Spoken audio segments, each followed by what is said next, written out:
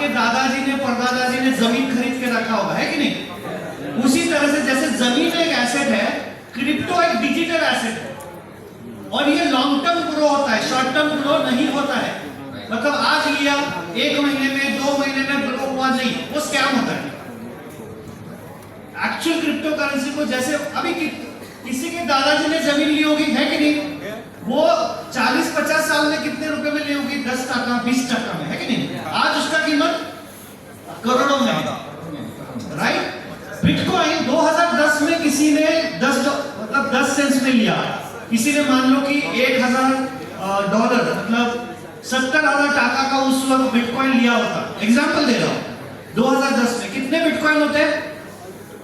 2010 में अगर आप $1000 70,000 टका का बिटकॉइन खरीदते तो कितना बिटकॉइन मिलता? 10,000 बिटकॉइन। 10,000 बिटकॉइन, कैलकुलेटर निकालो।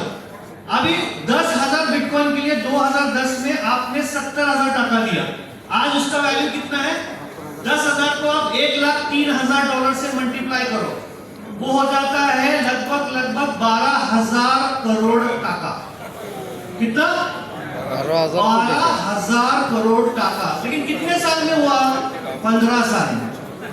वो 10 सेंट से ऊपर गया, नीचे आया, फिर ऊपर गया, फिर नीचे आया। एक देखो चार्ट, ঠিক আছে। মানে আমরা আজকে যে রকম বিটকয়েন কিনতে চাইলাম, কিন্তু তার দাম কত? 1 কোটি টাকা। তাহলে এই টাকাতে তো বিটকয়েন আমরা কিনতে পারবো না। কিন্তু কল্পনা করেন আজকে যদি 2010 এ এরকম একটা প্রোগ্রামে আমরা উপস্থিত থাকতাম এবং আমরা বিটকয়েন সম্পর্কে এরকম ভাবে আমাদের যে বুঝাইতো যে এরকম ভাবে এরকম কিন্তু দাম বাড়ে, যেরকম আমার দাদা বুঝতে পারছে যে জমি বাড়ির কাছে বিক্রি হয়েছে 200 টাকাতে যে জমিটা কিনছে, আজকে 50 বছর পর সেই 200 টাকার জমিটা কিন্তু 2 কোটি টাকা হয়েছে। ভাই না এরকম বাস্তব তো? তো ঠিক দেখেন 2010 এর সেই 10 সেন্টের বিটকয়েন আজকে কত? $1,00,000 প্লাস। তাহলে তখন যদি আমরা 60-70 হাজার টাকার আমরা এই বিটকয়েন কিনতে পারতাম, আজকে প্রায় 12,000 কোটি টাকার মালিক হতে পারতাম কমপক্ষে। 12,000 কোটি টাকা। तो आप देख सकते हो ये ऊपर जाता है, नीचे आता है, ऊपर जाता है, नीचे आता है, ऊपर जाता है, नीचे आता है, ऊपर जाता है, नीचे आता है। ये एक जर्नी होता है क्रिप्टो करेंसी का, अप एंड डाउन। रातों रात एक साल में कोई क्रिप्टो करेंसी नहीं बढ़ती। দেখেন এই যে আমরা ইউএলএক্স এর দাম দেখি, খুব খেয়াল করেন, একবারে চাক্ষুষপ্রমাণ 10 সেন্টেরটা $1,00,000+। কিন্তু এই যে মাঝখানে যে লজিকটা উনি দেখালেন যে এটা বাড়বে কমবে বাড়বে কমবে বাড়বে কমবে, এরকম করতে করতে দেখেন টেন্ডেন্সিটা হচ্ছে সর্বোচ্চ পর্যায়ে। তো এইটাই যেটার মধ্যে এরকম বাড়া কমা আছে সেটাই হচ্ছে প্রকৃত বিটকয়েন, প্রকৃত কারেন্সি। রিয়েল কারেন্সিতে এরকম চাহিদা যোগানের পার্থক্যের কারণে এরকম দাম বেশি হবে। কিন্তু 15 বছর পরে 10 সেন্টের আজকে কিন্তু $1,00,000+।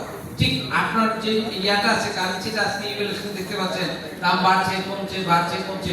এটা করতে করতে আগামী 2030 এ যদি আমরা বেঁচে থাকি ইনশাআল্লাহ, এবং এই হলে যারা থাকবো, আপনারা যারা আজকে আছেন প্রত্যেককেই কমপক্ষে 100 কোটি টাকার মালিক হবেন ইনশাআল্লাহ।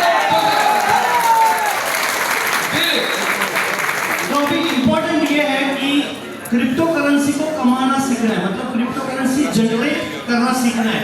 जैसे बिटकॉइन में माइनिंग के थ्रू लोगों ने बिटकॉइन कमाए, इथेरियम में लोगों ने स्टेकिंग के थ्रू क्रिप्टो कमाए। उसी तरह से अच्छे ब्लॉकचेन के साथ अगर उसका कोई एक इंस्ट्रूमेंट है कि जो आपको क्रिप्टो करेंसी जनरेट करके दे रहा है, वो इम्पोर्टेंट है। অর্থাৎ এই যে ক্রিপ্টো কিভাবে কামাই করতে হবে, ক্রিপ্টো কিভাবে বাড়বে, কিছু কিছু আছে মাইনিং, আর আমাদের যেটা আছে সেটা হচ্ছে স্টেকিং।